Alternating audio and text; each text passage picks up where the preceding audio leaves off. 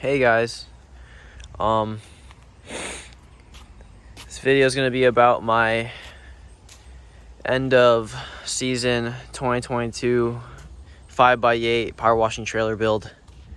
I reshot this video like probably a dozen times, and I didn't like any of the versions, so now I'm just going to be taking my time and then running you guys through my setup here, so you guys are informed about your setups if you have one, and yeah, I hope this is really informational for you guys. So starting over here at the front of the trailer, we have my 35-gallon bleach tank. This is for your SH. I only have 35 gallons because I really don't need anything else more than that, I feel like. And if I need to, I mean, I could just pop in a few gallon jugs of SH through the top here, and it should last me quite some time, the whole tank of bleach. Anyways, so over here we have a in the back I have my surfactant tank. This is what you mix with your your apple blossom. That's what I use, and some water, and all of it gets tubed. All the tubing, it leads all the way to my metering system. But before that, over here we have some, this is Gold Assassin. I had this for around 2 years. The color really faded, as you guys can see. Like, I mean, even the sticker over here, like, it's no longer yellow. It's just clear. But I know it still works like Golden Assassin anyways. So I make sure to keep a tote here in front of my trailer when I need it. Anyways, over here I have my little bin of chemicals and assortment of tools. So here I have two here. Starting over here, we have my gutter brightener. I keep it in a bottle so I could just apply it on people's gutters and then brush it. That's gutter butter, by the way. Over here we have, these three are all from F9. It's their 4-pack, and if you guys know what this is, then I mean, I shouldn't have to introduce you guys what these are, but these are just the F9 pack. If you guys purchase that, it's degreaser, F9 efflorescence remover, and then this is concrete maintainer. And then in here I have my F9 bark in a sprayer. So it's pretty concentrated. I have it to like around, it's probably like probably 3/4 of it is F9, and just a little bit is I added it with just water. That's besides the point. Here I got 2 Suttner guns. I have my 2605 with a J-rod that fits 8 gallons a minute, and I also have a Suttner 2315. I use both guns pretty much the same amount. They both are pretty good.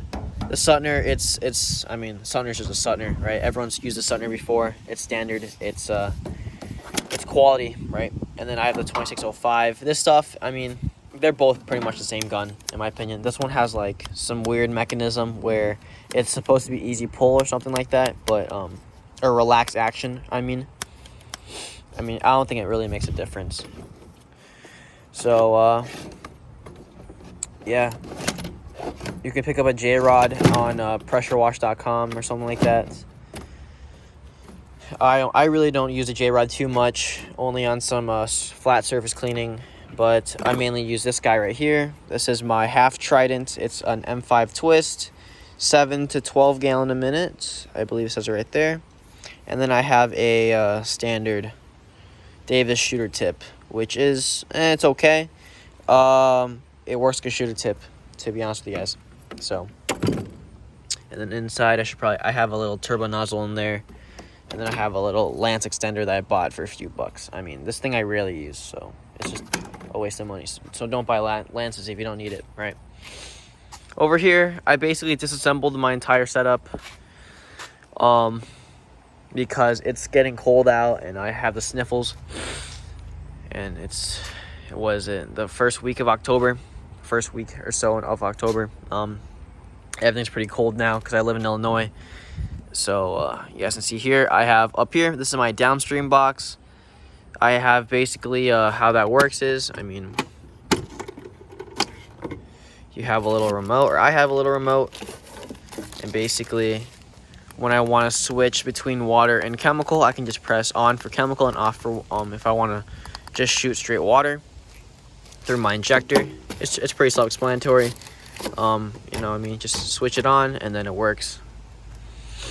How I have it plumbed is I believe this is my water line, this is my injector line, and this is my chemical line right here. And how that all works out to be is I have my water line that goes directly up and into my tank on top here through my little cap, my IBC tote cap. Oh yeah, by the way, this is a never mind. I'm not gonna get off topic just yet. But I have it plumbed on top of my IBC tote, and then I have a 1/4 inch line that goes all the way into my injector. I also have my 1/2 inch line here that goes down and around, up, and it should connect to my metering valves here. So how it should work is this should be plumbed like this, and I should be drawing chemical with these 3 little nipples here. So water, soap, SH, and they should all be plumbed this way, up and into my tanks over here. Right. So I mean, I'm taking everything apart right now, and I'm just shooting this quick video. So you guys can see here, IBC tote, it is connected via a little socket adapter, and the adapter has threads on it, I believe. And basically with the threads, I just used I went to Home Depot and got a piece of PVC that fit the threads, and then from the threads there I got an adapter that screwed to my MPT. I believe this is 1 inch MPT to 1 inch non-collapsible line, and then I have it put into a 90 here into 1 inch to 3/4. This is what sucks. This is 3/4, not 1 inch, or I believe this is 1 inch actually, but the flow's restricted a little bit. This is all 1 inch line, and then it goes into my PVC here. This is 1/4. This is 1 1/4 inch. Guys can see here, it goes this way. That's my dump valve, and then besides that, it goes up through here into a 90, and then straight back. So actually, I should probably I'll cover this first. So I have here a bypass line with my PSI gauge to know how much pressure I'm pulling. I'm shooting out. Basically, if you guys don't have this, I highly recommend it. This stuff right here will save you it saves you a few seconds, in my opinion, when you want to just do your surface cleaning work, because what happens is when you flow directly through your injector, this is what restricts your flow the most, right?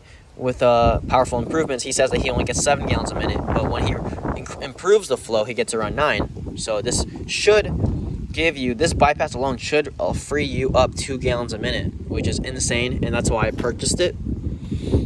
And you can really feel the flow with a surface cleaner. So highly recommend one of these. Build it yourself. They're really cheap. You won't regret it, right? Anyways, so here I have my 20-some inch, I believe this is 24 inch Simpson surface cleaner. I've had this thing since my first 4 gallon a minute machine, and I'm using it on my 8 gallon a minute machine now. So this machine, it has withstood the test of time. Being a little over 2.5 years. I swapped out the tips with 2504s or 2505s, so it should be flowing. It works perfect with my machine, my 8 gallon a minute machine. What else? Okay, hoses now. So with my hoses, I have 200 feet of Flexzilla, just like last year. With high pressure line, I have Interchange brand. This is around 400 feet.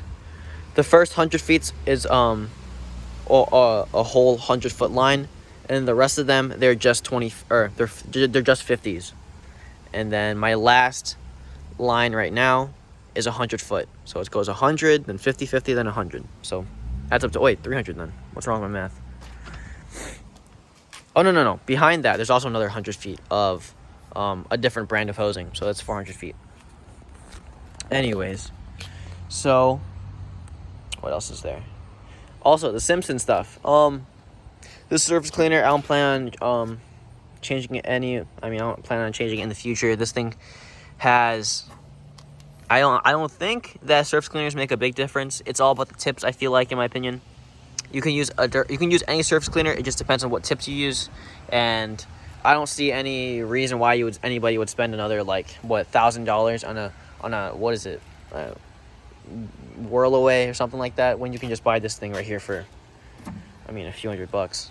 It's not cheap, but it's still a good investment if you know how to use it right. Anyways, I have my little strainer here. It's attached to my GP 450s right here. My GP 450s. Yeah, hose reels.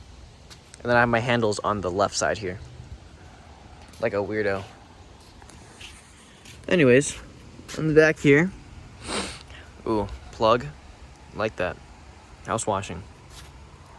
PetersPowerWash.com, pretty catchy. Anyways, so over here, this is my pride and joy. This is my little enclosed bundle of happiness, and it fits so perfectly back here. You guys can copy my layout. It's pretty much, I mean, I like it so much, and I don't plan on changing it anytime soon. But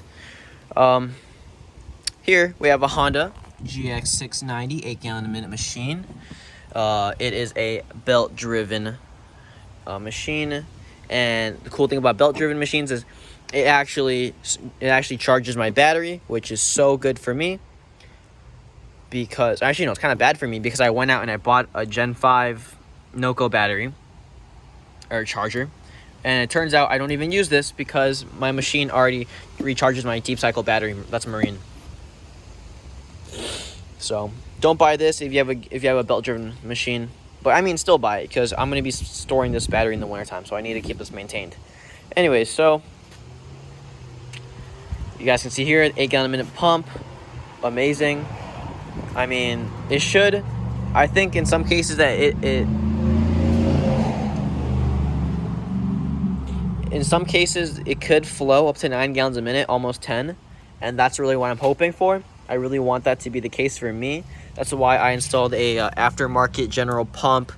I believe, I don't know the exact number on it, but this is 1/2 inch, and it should be 21 gallons a minute or around that.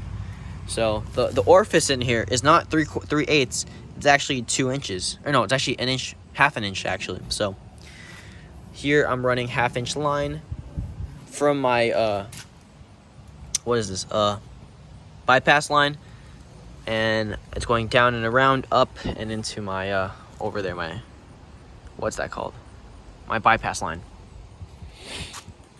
Anyways, so everything over here is super nicely enclosed. 6-gallon gas tank that came with the machine. Quick tip for you guys when you guys are changing oil for this thing. This machine right here, it takes around 1.7 quarts of oil, right? 1.7 quarts of oil. And the pump here takes around 40 ounces of oil.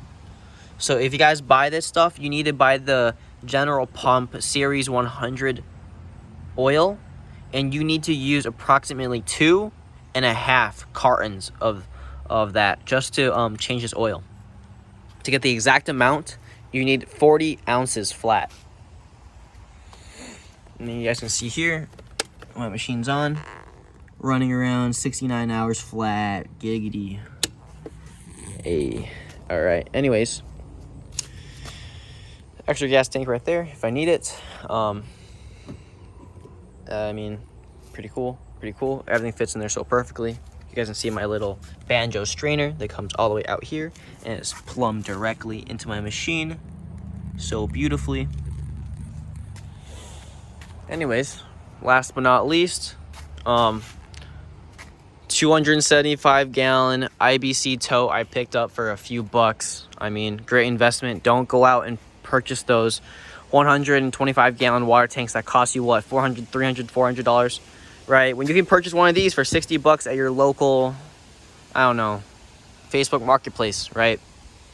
So I have a 1-foot riser that basically is connected to my Hudson float valve. So I should be cut off right around here, right around 200 gallons flat, so my my trailer doesn't die. Oh yeah, anyways, yeah, so my trailer doesn't, yeah, see that underneath it, all wood, pressure treated wood. And then here I have my little Sutner lance down here. I use this stuff, I use this gun so much, even more than my other Sutner guns, because I know that the extra long lance plays, I mean, it just helps me clean so much faster than just the small little lance. Or the small little gun right here. So anyways, so that's basically everything. Basically a rundown of everything I got here. Pretty basic stuff. I mean, it fits so perfectly on this 5x8 trailer. But in the future, I plan on maybe putting a soft wash system right here on the railings. Having a soft wash system right here, so I could pull it off, and then I could just shoot straight chems. If I do sidewalks or driveways, I can just spray chem real quick. I don't have to downstream it, because with downstreaming, you generally don't get a hot enough mix, I feel like. So yeah, planning for the future. And I mean, the builder right now looks great. Got my work boots up there. I mean, that's about it. This is my pride and joy right here. All right, see you guys.